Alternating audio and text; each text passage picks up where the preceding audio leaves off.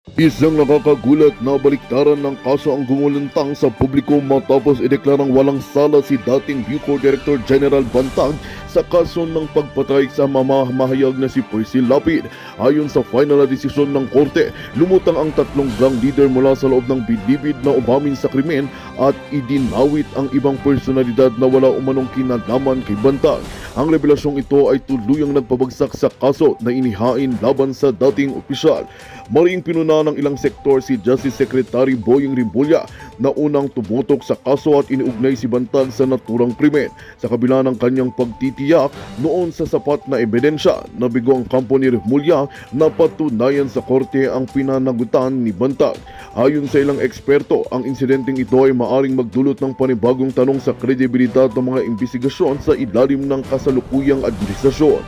Samantala, nananawagan ng pamilya ni Percy Lapid ng mas malalim pang imbestigasyon upang ganap na makamit ang hustisya.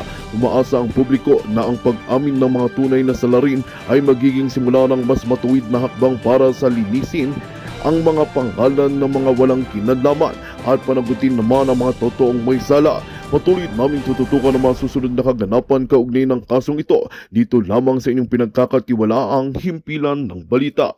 At yun nga ang balitang ating pagkakatutukan. Ngunit bago ang lahat, siguraduhin mag-subscribe at i-hit ang notification bell para sa patuloy na pagtutok sa mga sulyap ng bagong balita dito lamang sa tunay na boses ng masa.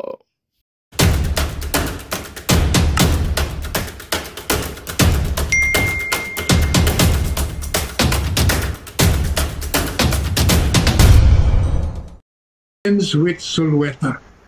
From Sulweta to Bantag, wala silang ebidensya. Wala akong nakikita.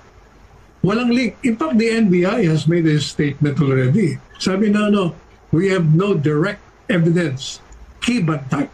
Maraming statements in the past 2 weeks si Bantag na lalabas daw siya and he will surrender himself if mag-resign si DOJ Secretary Boying Rimulya. They are complaining na masyado namang halata daw na bias ang Department of Justice sa kanila. Unang-una daw, yun na lang pagsiserve ng subpoena. Dinala doon sa last known of address, pero wala namang iniwan na kopya. Wala rin yung mga attachments.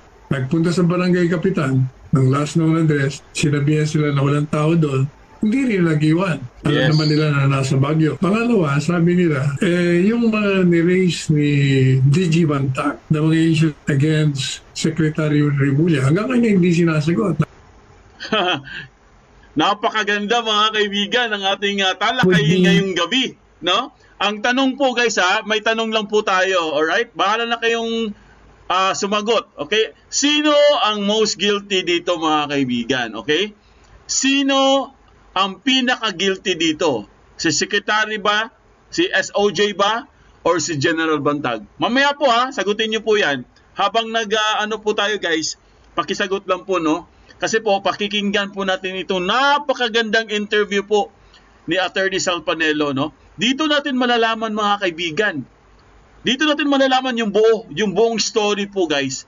Kung bakit kailangan talaga nilang i-eliminate si Bantag at kung bakit ang pinaka-guilty po dito guys, ang sekretary.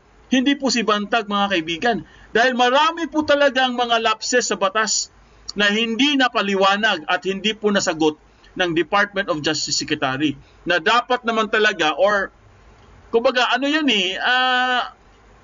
SOJ yan Trabaho niya yan. Na sumagot talaga siya. Hindi naman pwedeng hindi niya sasagutin na lahat mga tanong.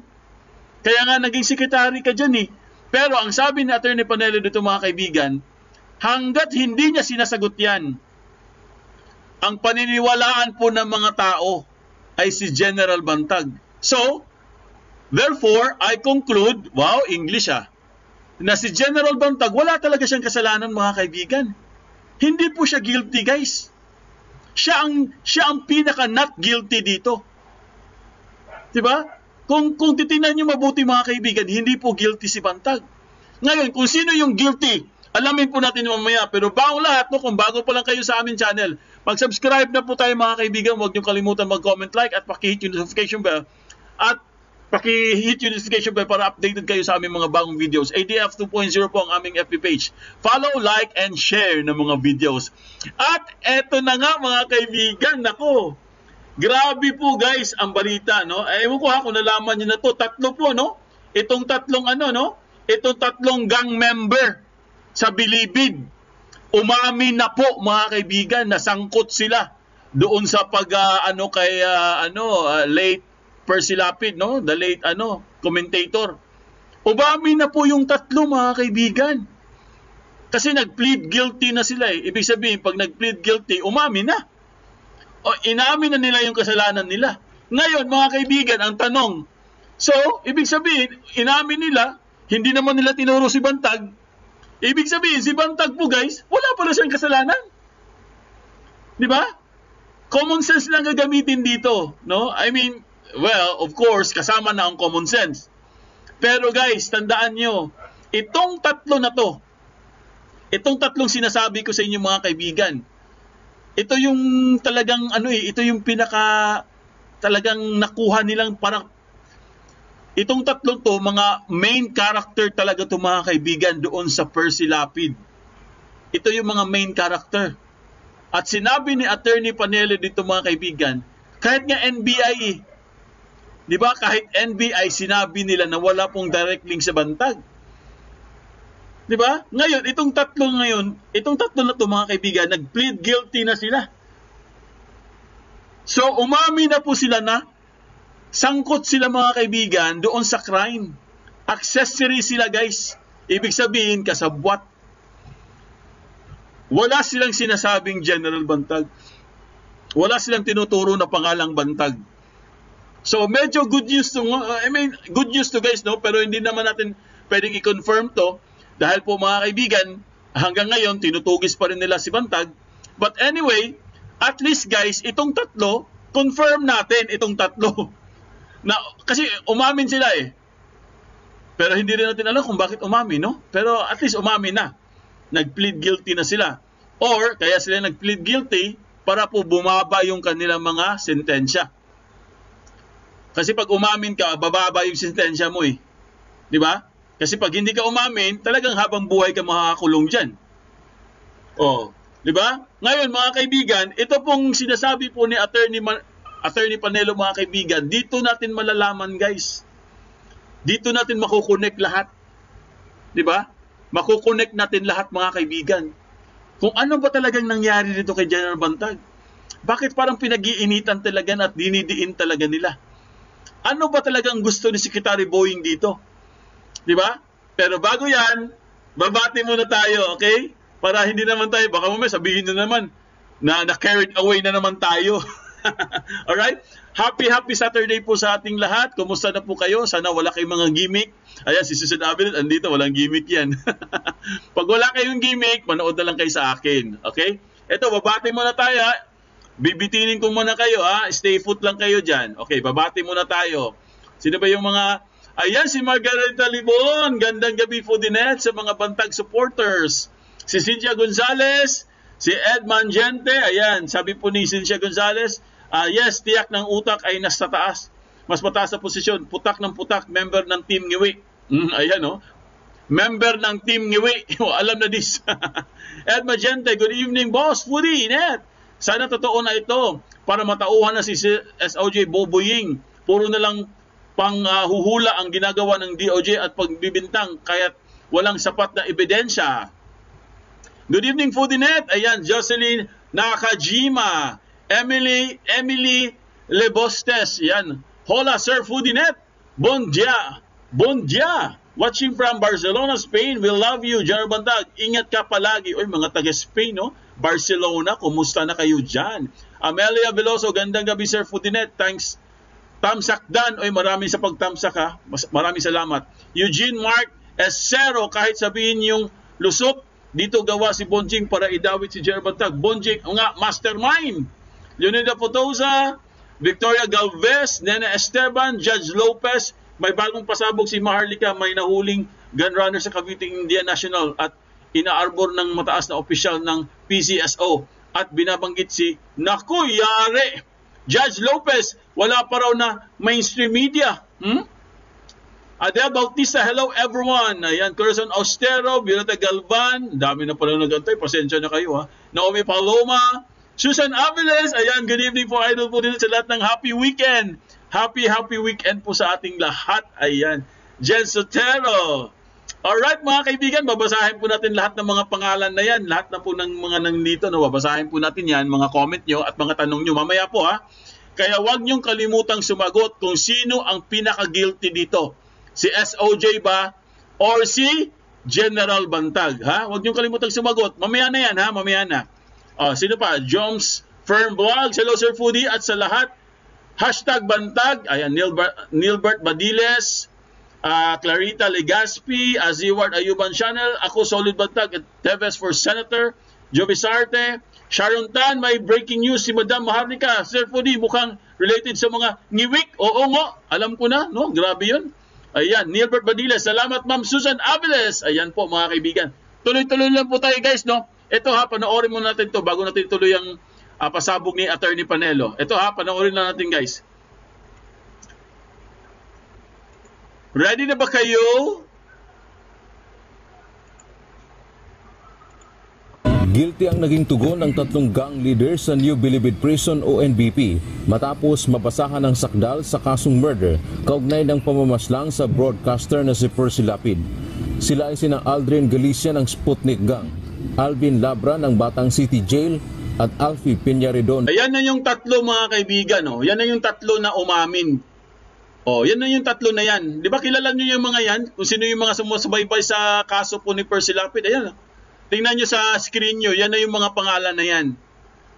Yan po yung umamin, guys. Ibig sabihin, accessory to the crime. So, kasabwat po sila. Pero wala po silang sinasabi na bantag. Pati yung mastermind, wala. So, ibig sabihin, mga kaibigan, lusot po si Bantag dito, guys.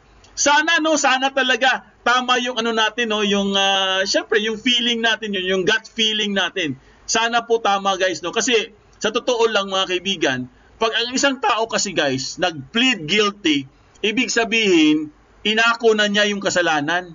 Ganun yun. So, wala naman silang in-involve na ibang pangalan eh. Ibig sabihin, guys, sila lang talagang tatlo.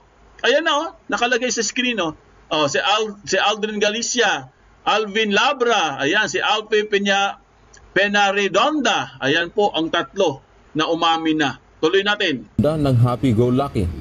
Ayon sa kapatid ni Percy na si Roy Mabasa, umamin ang mga ito bilang accessory sa krimen para mapababa ang kanilang sentensya. Sila ay nahatulang mabilanggo ng mula 2 hanggang 8 taon. Ang tatlo ay kapwa-akusado ni na dating Bureau of Corrections Director General Gerald Bantag at dating Bucor Security Officer Ricardo Zulueta na itinuturong co-mastermind sa krimen na nananatiling at large. Ayon naman sa Department of Justice o DOJ, welcome development ang pag-amin ng tatlong akusado at ginawa nila ito para na rin sa kanilang sarili na mapababa ang sentensya bilang mga kasabwat sa krimen. Subalit hindi umano titigil dito ang DOJ hanggang sa mapanagot ang mga utak sa krimen dahil sa ganito lamang makakamit ang hustisya para sa biktima. Yan na naman kayo, Department of Justice. Pa-mastermind na naman kayo, pa-utak-utak na naman kayo. Kayo nga yun eh. Kayo nga yung guilty dito eh. Pambihira naman, no? Ayan na nga, umamin na nga yung tatlo eh. Ano pa bang gusto nyo? Diba? Inamin na nila mismo. Nag-plead guilty na sila. Diba? So ano pa bang gusto nyo? Dapat, ang pinakamaganda dyan, total, umamin na yung mga tatlo na yan at wala naman silang sinasabing bantag. Diba? Wala naman silang ini-involve eh. Sila lang naman tatlo. Di yan na. Yan ang hinahanap nyo. Ano pa bang gusto nyo? Pambihira naman, oh. Baka siguro ang utak dito si si Bonji. Ha? Ikaw ba mastermind dito? Kasi ayaw mong tigilan si Bantag eh. Di ba? Ayaw talaga niyang tigilan. Meron na nga, talagang parang na nga yan eh, parang sinusubo na nga sa kanila eh, no? Talagang halatang-halata na nga eh. Tapos yung si Escorial pa, 'di ba? Bumaliktad din. Ano pa bang gusto nyong mangyari? 'Di ba? Ibig sabihin, gusto niyo lang talagang idiin si Bantag. Gusto niyo siyang kasuhan, gusto niyo siyang makulong para hindi na siya makalabas. 'Yun ang gusto niyo eh. 'Di ba? Kasi po mga kaibigan, nakakapagtaka lang talaga eh. Ito na nga, nag-plead guilty na nga eh. Mambihira naman mga buhay na to. Di ba? Hindi pa rin kayo nakontento? Nag-plead guilty na nga. Di ba? Ang pinakamaganda dyan, ito yung advice namin sa Department of Justice Secretary. Sir? Sana nakikinig kayo, sir. Ang pinakamagandang mong gawin, i-dismiss mo na yung kaso ni Bantag. Kasi andyan na yung tatlo eh. Total, umami na sila. Ayan na, magsaya na kayo. Diba? It's time to celebrate. Kasi nakuha nyo na yung hustisya. Ayan na yung tatlo, inamin na nila. Ngayon, sino pa bang hinahanap yung mastermind? Baka ikaw Secretary Mastermind dyan Kasi ang kulit ayaw mo makinig Di ba? Andyan na nga si Chongke, ang utak. Si Chongke, ikaw ba yan? Di ba? Alam nyo guys, sa totoo lang I mean, wala naman tayo, hindi ko naman masyadong alam yung batas-batas na ganyan pagdating po sa korte. Pero may konti lang tayong alam mga kaibigan.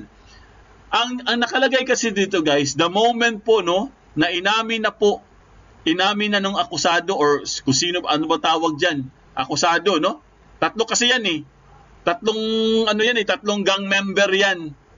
Mga gang member yang mga yan. Okay, inamin na nila. Alright? Klaruhin natin. Inamin na nila yung kasalanan. Alright, ano po inamin nila? Na sila ay accessory to the crime. So, ano ibig sabihin nun? In Tagalog, kasabwat sila sa krimen.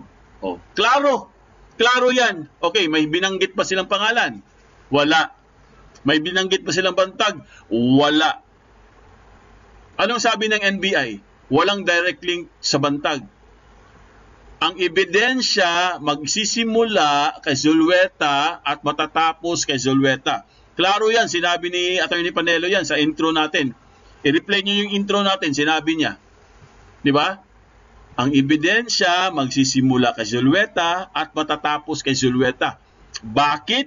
Dahil siya talaga yung connected dun sa mga sa mga tau-tauhan dun Hindi naman si Bantag guys Dahil si Bantag po, siya po ang director, Ano siya general, siya dun sa bureau Hepe siya dun Di ba?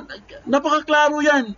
Ngayon, kung ididiin nila si Bantag na siya talaga gumawa, malamang sa malamang, ganun ang gagawin nila. Or ganun ang ginagawa nila. Di ba? Kasi po mga kaibigan, sa totoo lang, wala na Checkmate na sila guys. Ang Department of Justice, checkmate na. Stalemate na sila. Wala na silang ano pa pang pambato nila. Ang tatlo, umami na sa balita na yan meron pa nga tayong balita dito. Galing pa sa news, sa Manila Bulletin yan. Tatlong bilibid PDLs plead guilty as accessories in Persilapid killing. Sentenced to 2 to 8 years imprisonment. Ayan klaro yan ano pa bang gusto nyo? Please naman. Please naman. Si Bantag ang hindi guilty dito. He is not the most guilty. English, galing English na naman yun Kung sino yung pinaka-guilty dito, yun ang huhulihin nyo. Bakit si Bantag yung palagi na lang Bantag?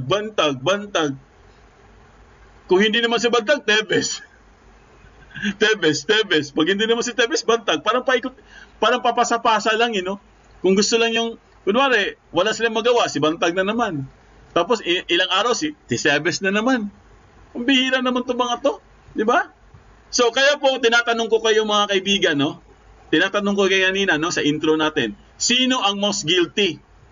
Kasi sa intro pa lang ni Atty. Panelo, alam mo na kung sinong guilty. Di ba? Alam na natin kung sinong guilty. Ngayon, tinatanong ko kayo, guys, Sana po masagot nyo, habang nagdi-discussion tayo, pakisagot na lang kung sino yung sa palagay nyo ang most guilty. Alright? Kasi mamaya po, syempre, ipaliwanag natin. Kasi po, magsasalita po dito si Atty. Panelo sa kanyang interview. Alright? Ito po panoorin po natin guys. Para magkaalaman na. Ready na ba kayo kay Atty. Panelo? Ayan na. The evidence starts, yung nakuha nila, yung sinasabi nila totality of evidence, the evidence starts and ends with Zulueta. Di ba? ends with Sulweta. Oh, ano ibig sabihin nun? Umiikot lang kay Sulweta, hindi kay Bantag. Klaro yan sinabi ni Atty. Panelo. From Sulweta to Bantag, wala silang ebidensya. Oh, from Sulweta to Bantag, wala silang ebidensya. Oh, see? Gets nyo? From Sulweta. Kunwari, ito si Sulweta. Ito si Bantag. Oh, from Sulweta to Bantag, wala silang ebidensya. Wala. As in, no. Oh. Ngayon, sino ang mas guilty at saka bias? Di ba? Alam nyo na. Di ba? Oh, play natin. Wala ako nakikita. Walang link. In fact, the NBI has made a statement already. Oo. Sabi na we have no direct evidence kay Bantag. Maraming statements in the past 2 weeks si Bantag na lalabas daw siya and he will surrender himself if mag-resign si DOJ Secretary Boying Remulla. They were complaining na masyado namang halata daw na bias ang Department of Justice sa kanila. Unang-una daw, yun na lang pagsiserve ng subpoena. Dinala dun sa last known of address, pero wala namang iniwan na kopya. Wala rin yung mga attachments. Nagpunta sa barangay kapitan ng last known address, sinabihan sila na walang tao doon, hindi rin nag-iwan. Alam naman nila na nasa Baguio. Pangalawa, sabi nila, yung mga niraise ni DG Bantag na mga issue against Secretary Remulla, hanggang kanya hindi sinasagot. Oh, di ba? Nag-gets nyo, guys? Oh, patikim pa lang yan. Patikim pa lang yan, mga kaibigan. Kaya po, sa palagay ko, guys, kaya pwede ko pong sabihin, guys, na ang pinaka-guilty dito, si Secretary. Kasi hindi siya sumasagot eh. Lahat ng hamon sa kanya, hindi niya sinasagot. Wala siyang kahit isa lang sinagot, wala po. Wala siyang concern. Wala siyang pakialam. Kaya ang sabi ni Atty. Panelo, kung wala kang pakialam, Secretary, natural yung mga tao maniniwala kay Bantag. Kasi wala siyang pakialam, guys eh. Ni minsan sa kaso po ni Percy Lapid, wala po siyang pakialam kung anong mangyari kay Bantag. Wala siyang pakialam.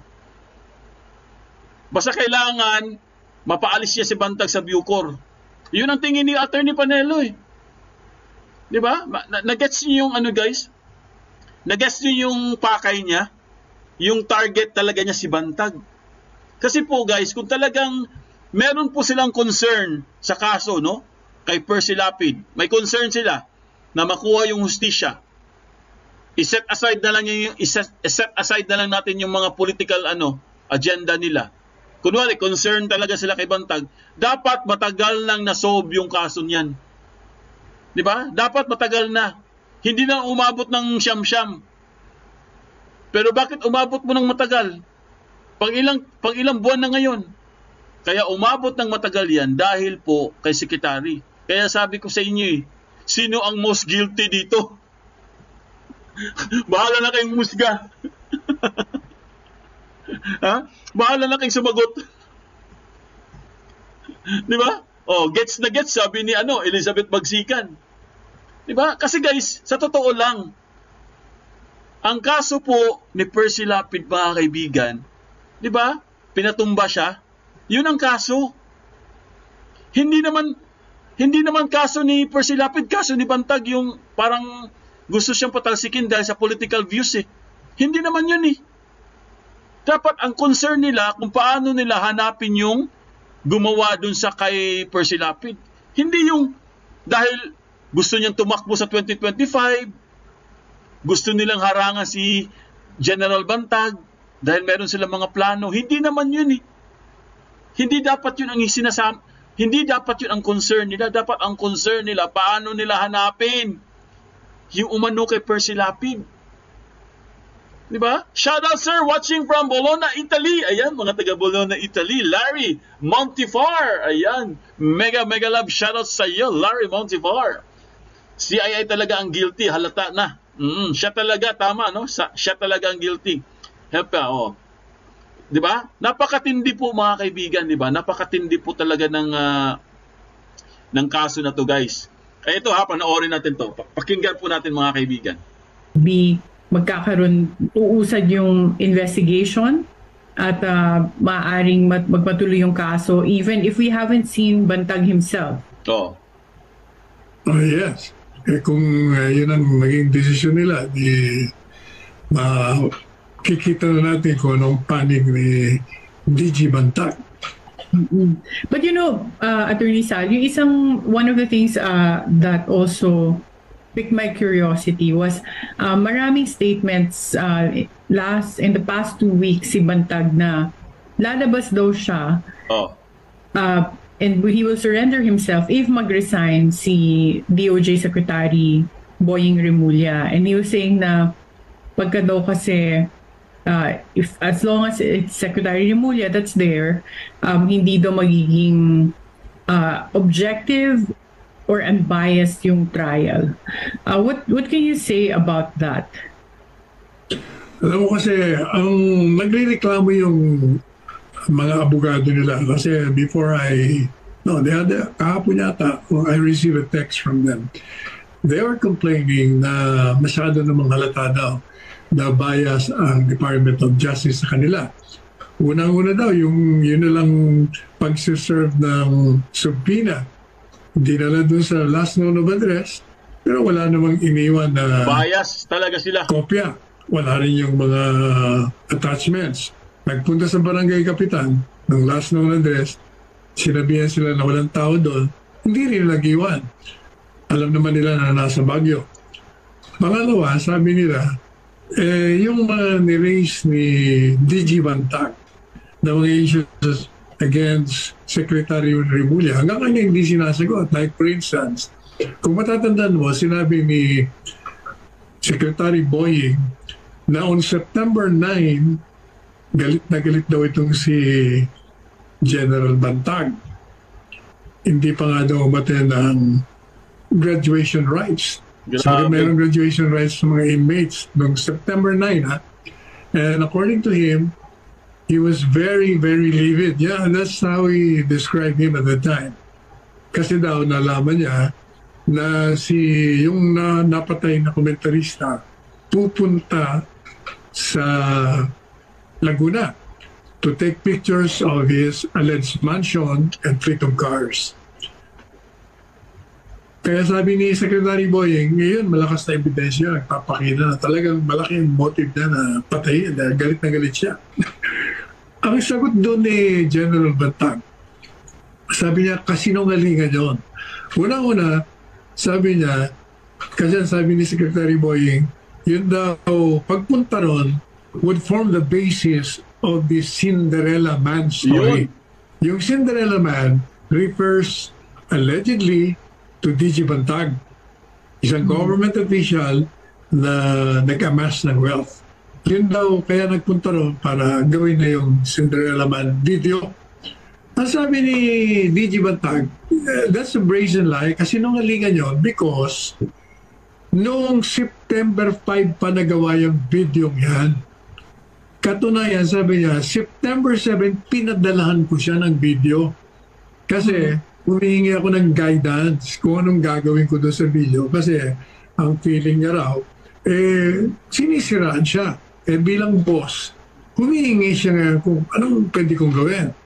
Pero in-ignore daw ni Secretary Boying. Kaya nagtataka siya, ba't ayaw man lang akong sagutin ito?